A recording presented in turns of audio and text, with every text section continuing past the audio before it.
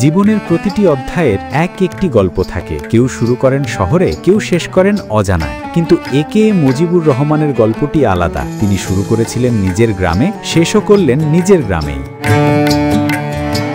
1966 সালের 31শে অক্টোবর গাজীপুরের কালীগঞ্জ উপজেলার জামবালিয়া ইউনিয়নের বড়াইয়া গ্রামে জন্ম তার। সেখানেই বড়াইয়া সরকারি প্রাথমিক বিদ্যালয়ে শুরু হয়েছিল তার শিক্ষাজীবন।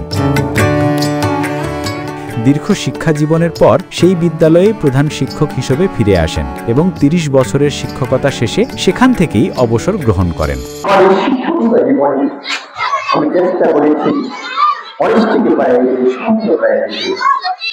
আমি যখন সকালবেলা আসতাম, অনেক শিক্ষার্থীরা সকালে চলে আসতো, আমি দরজা খুলে তাদের দাঁড়িয়ে থাকতাম।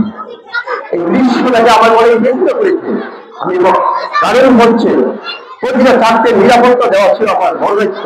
তাদের ছাত্র অনেক সময় দেখা যায় ছোট ছেলেমেয়েরা গণ্ডগোল করে, তাদের নিরাপত্তা মনে আগে দিতে হবে, তার মনে শিক্ষা।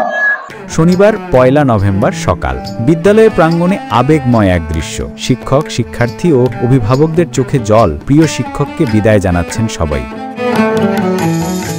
বিদায়ী সংবর্ধনা অনুষ্ঠানে প্রধান অতিথি ছিলেন কালীগঞ্জ উপজেলা নির্বাহী অফিসার ATM কামরুল ইসলাম। সভাপতিত্ব করেন বিদ্যালয়ের দাতা সদস্য সাংবাদিক তৈয়বুর রহমান।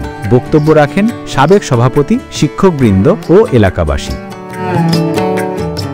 অনুষ্ঠান শেষে ফুলেল শুভেচ্ছা ও উপহার সামগ্রী প্রদান করে